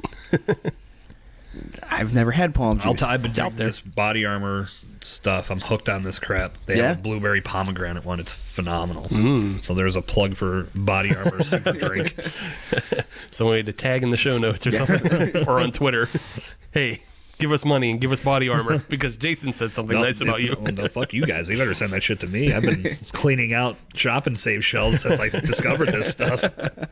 We'll cut the case in half. All right, fine. You want to provided the platform. Split it. But yeah, I don't know. There's not too much to say about the White Lightning. I guess maybe it's because we already had it before. We had it so much in the area. This one is good. Mm-hmm. It's the White Lightning with a bit of a pop to it. Yeah. Yeah. Check it out. Yeah. That's all we got. Sorry. We kind of biffed it on this one. It's not a revolutionary beer. No, it's not revolutionary. And but I don't believe it's supposed to be. Doubt they were trying to split the atom with it. No. Yeah. If you want to find something that they were splitting the atom on, go check out the Luxuria. Ooh, I love that beer. I don't know that I've had that one. You've absolutely had it. That's the coffee IPA. I have had that one. Yeah. That's the one with the devil on it. Yes. Yeah. Have you had that one? I don't think I did. Check it out. They can it now. Okay. Yeah. Okay. Yeah. Yep. Right on. The other one from Full Pint. But the one you had that you really liked was that Brutal. That was the special edition one. That had like cinnamon and all kinds of other shit in it. Nice. Was that like a take on the Rye Rebellion, or was it something new? No. It was still the Luxuria. Oh, okay. But they added more to it and served it out of a little barrel. That's the one I always look for from those guys. The Rye Rebellion. Hell yeah. Yeah. I love that beer. Yeah. I think Sam would say the Chinooki. So there you go. Absolutely, he would. Yeah. There's your full breadth of Full Pint drinking that we love. Full Pint has something for you. Something for everybody. They also have something at Freshfest for you. Ha ha. Smooth. Yes. Smooth. I like it. There's a little devilish ha-ha in there, too. Moving on, though, the other reason why we bring Jason back for his biannual. Every time there's a big wrestling pay-per-view, Jason's got to be free. If it's WrestleMania or SummerSlam, hey, Jason, do you want to come talk wrestling? Because back in November for Survivor Series. we know that you want to secretly have a wrestling podcast, but we can't. Yeah, we're too busy. Too busy to do a wrestling podcast. Plus, there's, as we said, how many more wrestling podcasts out there than beer podcasts? Yeah. Like, Jesus. Well, unlike beer podcasts, I mean, some people in the industry, like some of the brewers are in it. Yeah. But like wrestling podcasts, you have regular jamokes like ourselves, and then you have the actual stars and former stars doing podcasts. How the hell do you find the time for all that shit on top of 5 hours of wrestling a week? And that's stiff competition, too. Mm-hmm. You know, you're up against, like I said, I listen to Jericho's podcast, Jim Cornette's. It's like, how the hell could I compete with these guys who actually have lived the industry for all these years, and they're legends in the industry, and their podcasts are great to listen to? Well, I can't compete with that shit. No. I'm just going to be giving opinions, and then who gives a shit about that? Right? It's like reviewing beers. Who gives a shit? Either you like it or you don't. Yeah. But for us, we can dedicate one segment, right? Yeah, we can dedicate one segment, and we can tailor it to be a little bit fun. And so this time, I've put the task to the rest of you guys that I wanted you to come up with some drinking game rules for the SummerSlam weekend, moving into Monday Night Raw and Tuesday Night SmackDown. The 3 days of beer. We're kind of leaving out NXT Saturday. As much fun as that's going to be. That's the one I'm looking forward to. Right. That's the one. I got my buddy. This is by accident. My buddy was up at Strange Roots, and he told me he was there, and I was like, ask if they have any Hive Alive. So he asked, and it wasn't something that they had out and it was Bert, who I had on my podcast back, I think it was session 6. I had him and Dennis on the show. On BreakingBrews.com. On BreakingBrews.com/podcast session 6. What to know before rebranding your business. It's a good listen. Give it a 6-star review. Anyway, he asked Bert he didn't know it was Bert. He just asked if they had it, and Bert gave him a weird look. He goes, "How'd you know about that?" And he said, "Oh, Jason Cercone told me." It's like, "Oh, no shit." So he gave him 2 bottles. Yeah. So my buddy's like, I'm waiting for you to drink this since you were the one that hooked me up. I was like, well, I've actually got a 3rd bottle in my fridge still. So these are like 18% beers. Yeah. So we're going to crack those open and watch TakeOver on Saturday. Oh, good luck, and you'll wake up for SummerSlam. Just in time. Just in time to play our brand new drinking game. Do we have a name for the game? Getting SummerSlammed. Nice. Damn it, that is good. That's good. Yeah, I just literally came up top of my head. Can't improve on Yeah. it. Well, if he's got segues done, you've got puns down to a T. Right. So, Yeah. Well, I've learned puns from him, so. and then if I'll proofread your shit, then we've got everything. Great. We've got all the Great. bases covered. And I'll do the video editing. I'll do the whisper campaign. Right. So, I wanted to just go around the horn a couple times. Okay. So, Adam, would you like to start? So for me, the first one I'm going to have is anytime during the Trish Stratus match, they use the phrase Hall of Famer. Uh-huh. You have to take a drink. Got a drink. Yep. Well played. So I'm going to dedicate my first one to Section 234, where I sat for Raw this past Monday night. I've been watching wrestling since I was 6, so that's a long time. And I can't ever remember acting like these assholes act. Like, me and my friends used to go to live events all the time. I mean, these schmucks thought they were legit acting like this stuff was real. Marks. I mean, it was. It was. I think that's why I texted you Yeah. on Section 230 mark. Yeah.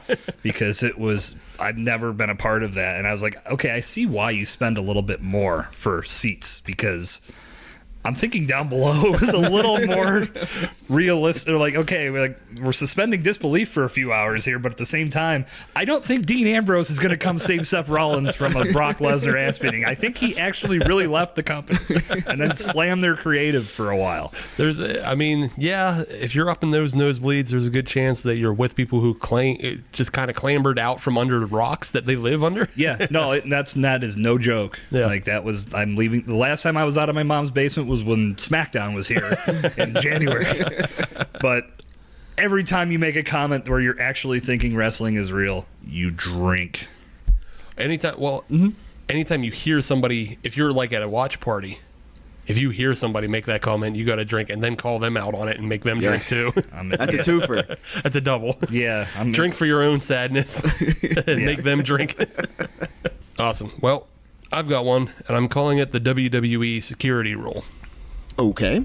Every time you see an AEW shirt or sign, you have to drink because you can't confiscate it. You can't confiscate it? You're not there to confiscate the shirt or the sign, so you just have to drink. I was gonna say, I assume they would be all over getting those. Oh yeah, they are. But that's the thing. If you're part of security and you see it and you missed it, then you got to drink at home. So is that something where just the person that points it out, or does everybody have to drink? You can maybe make everybody else drink instead of you. I like that. Yeah. If you find it, you don't have to drink. Everybody else does. Right. It's like Punch Bug. Smart. Except for it's AEW Bug. My next rule is, and I've got a bit of a theme here, is anytime that there is a Hall of Famer that makes a surprise appearance throughout the entire pay-per-view, you have to take a drink. And the next 2 days. And the next 2 days, because there's going to be somebody. Right. And it's somebody that isn't on the regular roster, that isn't in, week in, week out. Somebody makes a pop. Right. It's got to be a Hall of Famer, and they just, pop in and get a pop. Right. And then probably get choked out by the Fiend. Yeah. Yeah. That's the new thing. Yeah, that's the new thing. I'm not familiar with that. The Fiend is Bray Wyatt's new alter ego. Yeah. Okay. It's pretty cool. Is it? It's one of the better things they've been doing. Yeah, they've been doing everything right with him. Yeah. Good. But he's been using the mandible claw lately. Ah, very and he nice. took down Mick Foley and Kurt Angle this past Monday Okay. in Pittsburgh. That's how you get heat. Kill the hometown hero in front of everybody. So, my next one involves the fact that, if you're watching TakeOver, you're watching SummerSlam, you need the WWE Network. Actually, I think you can buy those still on pay-per-view. I'm not Somewhere. I think so. But, I mean, you'd be silly not to get the free trial. Like, if you don't have the network now, sign up and get the shit for free. It's free. You just plug the WWE Network there for no reason. But there's lots of good $9.99. There's lots of content. I think it's more than that now. I think it's like $10 or more than $10. Whatever. There's lots of content from the past. That's one of the big reasons why I like having WWE Network. Big on the stuff that I grew up on, even the stuff that was before my time. I love going back and watching that old stuff. Mm-hmm. But if you have the WWE Network, you can go back and watch old pay-per-views where Jerry Lawler and Vince McMahon were the color commentator and the play-by-play guy, respectively. And every time Jerry Lawler says, "Look at this," you drink. And then subsequently miss the last 2 hours of any pay-per-view. That man butchered that saying so badly. Look at this! Like, it got better when he got JR, but not too much better. Yeah. But when he was with Vince, which is awful, man, just a crutch. And I threw in a bonus every time Vince McMahon says, "You never know what will happen in the World Wrestling Federation." You drink twice. So you'll be fucked up on any pay-per-view. Go watch Canadian Stampede, which is a great pay-per-view. I think 1997-ish. And if you can get through it with those two, God bless you. You're a better man than I. So with the past two rules that were just instated, if Jerry Lawler shows up at SummerSlam to call a match, i.e. the Trish Stratus Charlotte match, there's a good chance Jerry Lawler might say, "Look at this," and Hall of Famer. And puppies. Oh, jeez. And you will just black out during that match and miss the rest of SummerSlam. That almost sounds like something where it has to, roll into finish your drink. Right. That's a real perfect storm type thing. Yes. It's just constant chugging. I have something that gets away from... I'm not going to compound that any further. Maybe. Don't worry, Jerry will find a way. Yeah, well, he might. Because my next rule is surrounding the recently instated the 24/7 title. Yes. And that's also another really good thing WWE's actually been doing. I was at first I was like, ugh, but it's been pretty entertaining. Yeah, it's been pretty entertaining. So is it basically a comedy title? Well, yeah. Okay. So it's like harkening back to the old hardcore title, but it's not always as hardcore. They're not always hitting each other with trash cans and shit like that. But it's still defended in weird places, and you get a lot of comedy skits. And it's like something that they should have been doing for a long time, considering social media. That would be perfect for that. Yeah, and it is, right. and it has been. Yeah. Because you can just watch social media. You can watch the champion, whoever has it, and he might lose it on his Twitter. Right. Yeah, it's hilarious. Yep. But every time that 24/7 title changes, you got to drink. Now that is through the entire weekend. Oh, yeah, that's through SummerSlam, Raw, and SmackDown. You're guaranteed to at least get a buzz on from that. This past Monday, it was lost twice at a gynecologist's office. Oh, good Lord. And it was so because they originally showed this so I'm at the show and you're watching it on the big screen, and my buddy was watching it at home and he texted me, he goes, "Who the hell are they fooling with this gynecologist's office?" I said, "Everybody in my section." They're all buying this hook, line, and sinker. They really think that they are at an OBGYN office right now. Got him. Yeah, Marks. With their Stone Cold baseball jersey. What? Oh, no. I shouldn't have said anything. You think you're funny? This is on me. Damn it. All right, I've got one more. It's not as good as your Andre, but that's not bad. Yeah. It's all right. We still need to do an entire episode. I hear there's beer involved. Oh. I've got one more. Yeah, me too. And this always seems to happen with the big pay-per-views, and it's not necessarily what happens on the pay-per-view, it's always on the Raw or SmackDown afterwards. Right.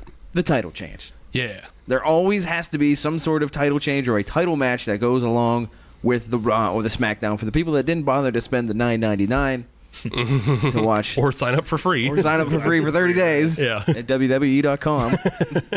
/ Breaking Brews / Hop Nation USA.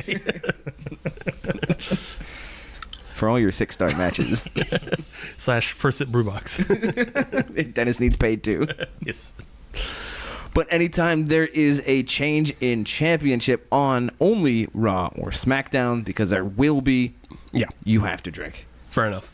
Has to happen. I kind of had a rule similar to that And Okay. I just said, like, if it's a non 24/7 title, you should finish your drink. That's fair. Yeah. My last one's simple. Drink every time Corey Graves says smart strategy. That's another. You're really looking to get fucked up with this game. These are the rules that you want to adhere by. So, Jason, I got a side game for you. It's not wrestling involved, but it very much adheres to your rules that you've been putting out. I don't want to play. Watch the movie Big Trouble in Little China. Mm-hmm. Every time Kurt Russell asks a question. No shit. Okay. I have not watched that movie in years. Well, same with me, and I had played it a couple years back, but I hadn't watched it years before that. And I was just like, oh, wow, he's asking a lot of questions. I'm going to drink every time. You can't make it out of the airport scene. Like, you don't see any fucking monsters. You don't see the guy from Mortal Kombat. You don't see any of that. You're drunk before you're out. Phenomenal. Yeah. My final rule, and this is a big rule, and it goes along kind of with what Adam was saying. Every Raw and Smackdown, it seems, after a pay-per-view, they call up NXT wrestlers. Ah, yes. So mine is very specific, though. If they call up the Velveteen Dream, you have to get a can of beer, and you have to chug it for the entirety of the song Purple Rain by Prince. That's not chugging, though. How about you have to finish a six-pack before Purple Rain ends? Okay. That's fair, yeah. Because I could just slowly sip, because Purple Rain's what, about Like a five 6 minute song, something like It's about a that. 6 minute song. Yeah. You can slow roll that. You're not supposed to, but yeah. That's one guy I don't want to see him come out of there. No. He's just too good at NXT. Yeah. He's yeah. in the perfect spot. He's amazing, but the thing is, and I feel like they're scared to bring him up because they know He's going to be in there with Tyler Breeze on the main roster. Yeah. And that's a shame because Breeze was great, and then they brought him up and it killed him. Yeah. And he was great with Fandango from a comedy end, but from an actual wrestling end, he was a great wrestler. He still Right. is. He still is. He went back to NXT and And then started match he putting had with Velveteen Dream at the last takeover was freaking great. Right. So So keep him there. yeah, I feel like they want to bring him up because he is such a star. If they do it right, he will be the biggest star that they've had. But they just don't want to fuck it up because he's like they're one of the few homegrown. Mm-hmm. He didn't have like a big indie career, Right. You know, like Adam Cole and Kevin Owens and shit Yeah. like that. So if they fuck him up, they're gonna go, oh no, Yeah. our one resource, no. But yeah, that's the big SummerSlam. Mm-hmm. Does anybody have any predictions quickly, or Yeah. things you want to see? I have one prediction, and it goes along with. I actually did have one more rule where you're gonna have to finish your beer. Yeah. Anytime Braun Strowman destroys a piece of the set, There you go. Yeah. you have to destroy the rest of your beer. He's been rather tame in that respect lately, hasn't he? Sort of. I mean, he did destroy Bobby Lashley, Oh, that's right. Yeah, duh. Yeah. That's right. He put him through the whole screen. put him through the whole screen, and then power slammed him at Extreme Rules. And they So- yeah. I rescind my last comment. It's not, getting thrown into a garbage truck or, some of the vehicle destruction Well, I was thinking of they've when he been doing. used a grappling hook to pull the, Right, yeah. the TV set now, or whatever the hell that was. Yeah, That was it's so definitely stupid. it's definitely tame by Strowman standards, but Flipping a semi. yeah, he hasn't. That's what I want to see. Right, he hasn't I wanna flipped see the him car in flip a while. Yeah, I want to see him flip a semi on something. Yeah. I think you're going to see a squash match with Goldberg and Ziggler. Mm-hmm. Probably be less than a minute. Probably. Then I think Orton's going to win against Kofi. I think. Yeah? I feel like they're going to go into Fox. Yeah. With one of the top guys. I'm not saying Kofi's not. Right. I see Orton being the guy. I mean, they could keep that feud going. Hell, that was a feud that should have been a better feud 6 years ago because it had tremendous momentum when it started, and then it just flattened out. Yeah. See, that would be my bet for the SmackDown rematch. Title loss. Yeah. Like Kofi wins at SummerSlam, but then either faces Orton or somebody else Yeah. on SmackDown and then loses it going into the, towards WrestleMania season for that Yeah. and into moving to Fox or whatever. Well, I think that you're going to see one of the major titles change. I don't think it's the Raw women's title. No. I don't think it would be the SmackDown women's title. I don't think they're ready to put it on Ember Moon yet. No. And I just don't I don't see Seth Rollins beating Lesnar this time around either. I think they're going to run with Lesnar for a while. So if one of the major titles is going to change, that would be the most logical. Yeah. Usually when I say this shit on a podcast, the exact opposite happens. So Right. So there you go, everybody. Get your overseas bets in. Make sure the Las Vegas doesn't hear this and change the line on you, and then get your bets in the betdsi.com. They're not a sponsor yet. But we want our cut. Right. Cool. Well, I think, that we've had some good wrestling talk, but it's time to get back to beer. And when I come back next time, the AEW on TNT will be up and running, and maybe we'll have you back for special AEW episode. Nice. Yeah. I'm loving what they're doing. So you'll be on break from Breaking Brews. So yeah. BreakingBrews.com/podcast. So let's come back though to the tried and true full pint White Lightning, now with pomegranate. That was very nice of you, Steve. Yes. Now with pomegranate. Yeah, with pomegranate. It almost sounds like it was a mop and glow. Well, and I'll say this is a complete side note because I looked at that can real fast. It says live beer, store cold. We're on this wrestling kick. I thought it said Stone Cold. Like when I just looked at it real quick. I'm like, ugh. So that's just, Well, he's got his own now. Isn't he plugging that real hard? Yeah, he's had that for a while. He's had it for a while, but they had a real commercial for it, like the Raw he was on. Mm-hmm. That was a commercial for it. He was wearing this Broken Skull IPA hat. He was chugging them, just throwing cans everywhere. Gross. Yeah. It's good beer, though. It is a good, if you've never had it. I haven't had it, no. Okay. It's good.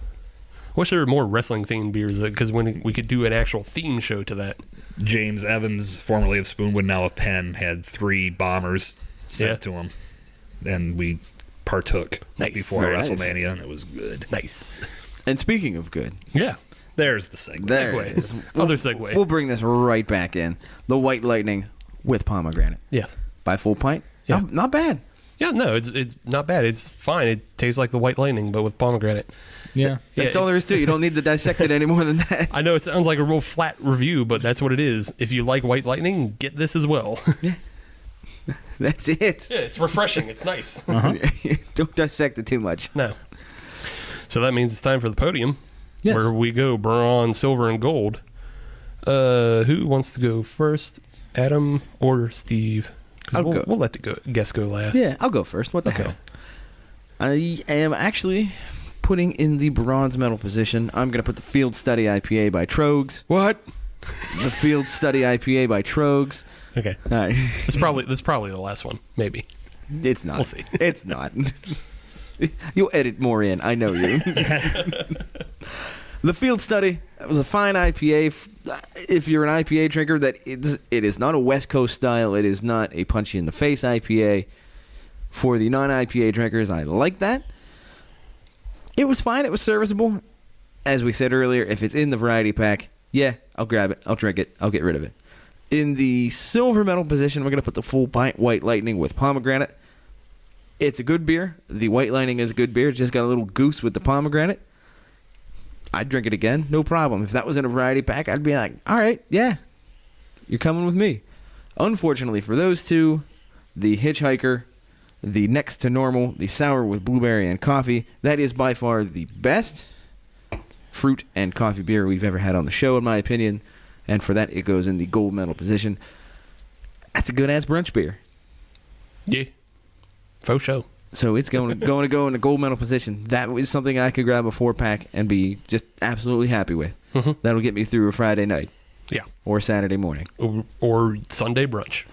Whatever you want to do. Or I'll just buy 12 cans and do all 3. Yeah. Or Summerslam. Who cares?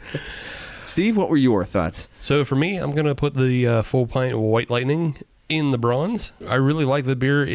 I always like the White Lightning. I like most of what Full Pint has to offer. We already talked about it. So there's nothing like super new to me here. And I feel like that's not great for the listeners because we know everything about it. So but it is a really good beer and it's really refreshing. And you should check it out if you're in Pittsburgh and you can get it in cans. You get a nice pint of it. It's refreshing. Pair it with all your other stuff. It's a good time. Good Thanksgiving beer. Yeah. Silver, I'm going to give to the Field Study. That's a really clean drinking IPA. It's nice and easy. It's nice and down the middle. Like Adam said, it doesn't really fall into a category of a West Coast because it's not harsh or bitter, but it has that really great clarity to it, which I like in IPAs. And then you have the hop is a little softer, but it's very flavorful. You don't have a harsh back end to it, but it is flavorful throughout. It's nice and fruity, and again, really easy and refreshing drinking. The gold, however, may be surprising to some, is the sour next to normal Hitchhiker. I'm impressed. The fact that you don't have words right now says a lot. I'm impressed. It conquered both my distaste for sours and my weariness or my wariness of blueberries and coffee together. I was very unsure going into this, but now I'm very happy. Such a good beer. And I guess I shouldn't have doubted Hitchhiker and Andy. That's mea culpa. Otherwise, it's such a good brunch beer. And like I said, waffles. Need waffles. That's what you're investing in? Yeah, Waffles? Waffles. Waffles in this beer. Over to you, Jason. So I'm going to stick with what you guys said about White Lightning.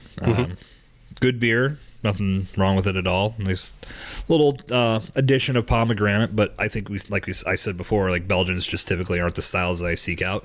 Not saying it's a bad beer. Any Belgians are bad beers, just not typically what I drink, so that would be third place for me. Second place, it was actually tough to decide which way I wanted to go with this because I enjoyed both of the Field Study and the Next to Normal very much. I'm going to put the Next to Normal second, only because if I'm this close in the race, IPA is always going to win for me, which is maybe a silly way to rank, but the Next to Normal was very impressive. I felt like there was almost this little game of the flavors going back and forth in my mouth. Like one sip I'd get coffee, next I'd get blueberry, next I'd get a little bit of both. It was neat. It was a great beer.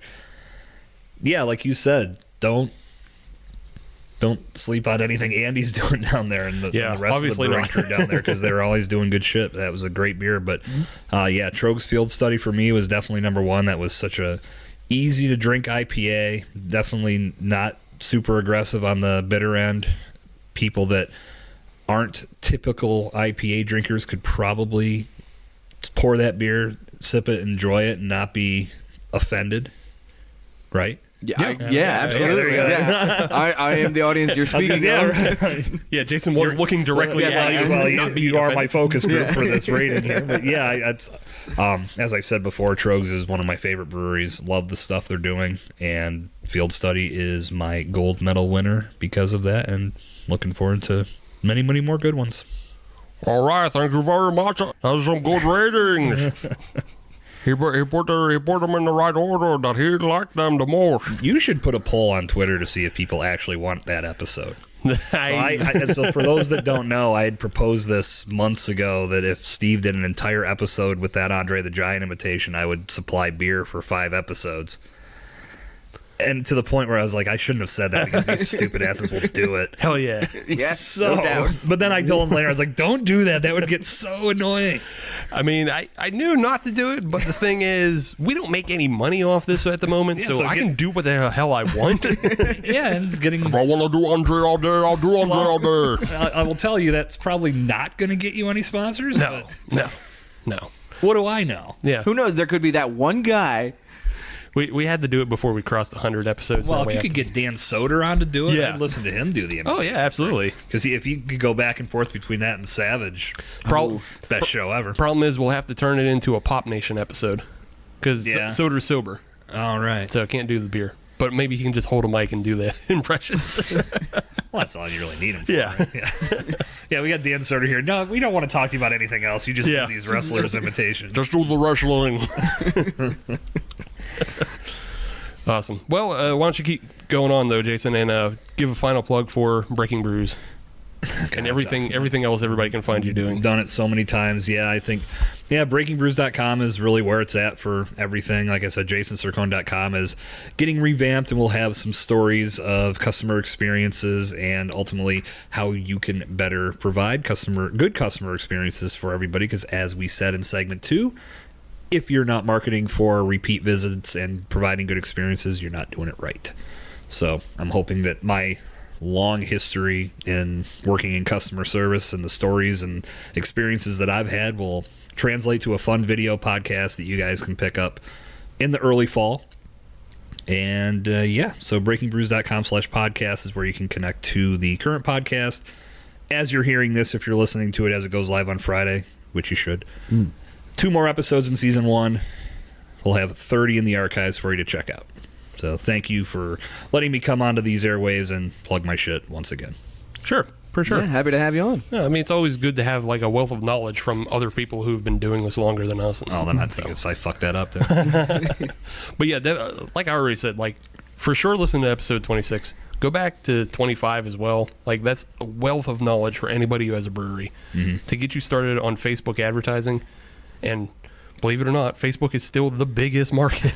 Like it is popular as Instagram and which is a part of Facebook, so that actually pours into each other. But as popular as Twitter and Snapchat and all that garbage is. Like Facebook is still the best way to connect to your audience. Yeah. So, and if you want to know more about Freshfest, which is happening tomorrow again, if you're picking this up on Friday as it goes live, session 24 was with Day and Mike. Oh, there you go. That was a good episode. I picked that one up earlier this week. That was good just to hear how things evolved a little bit and how they were bringing in different entities throughout the Pittsburgh community. Yeah, indeed. So yeah, jump over and check that one out too. Right on. Or you can use that to pregame for Freshfest 3, which I imagine will happen. I can't see why it wouldn't. Yeah, that's probably going to be a long-standing tradition. Yeah. But if you want to find us on social media, all you have to do is search Hop Nation USA on social media, and that'll get you Twitter, Instagram, and Facebook. And if you want to listen to brand new episodes of the Hop Nation USA podcast every Friday, as you should, then search Hop Nation USA on your favorite podcatcher like Stitcher, Podbean, Spotify, Google Podcasts, Apple Podcasts, Laughable, and a bunch of other stuff. It's all there. But if you're on any of those platforms, leave us a 5-star review because we are a 6-star show, but 7.5 7.5-star show, but they only let us use 5. That's right. You got we're up in the game. We like Jason, but we have to put it up higher. Well, I remember the first episode that I came on. You were saying that like you were the number 4 podcast in Pittsburgh. Oh, we're still the number 3 craft beer podcast in Pittsburgh. 3, okay. Yeah, I didn't know if the ratings had changed. No, we're still number 3 simply because we like 1 and 2 to fight about it. Yes. Okay. We're kind of like that speed skater back in the Olympics back in like 2002 where everybody fell in front of him and he just slipped in for the gold medal. That's what we're hoping. We're hoping everybody else falls. That's what we're banking on. Thanks, guys. Well, not you because you have actually differentiated yourself and you're not doing reviews. Right. We don't have to worry about you. Okay. But if Doug slips and takes out the weekly recap, all right.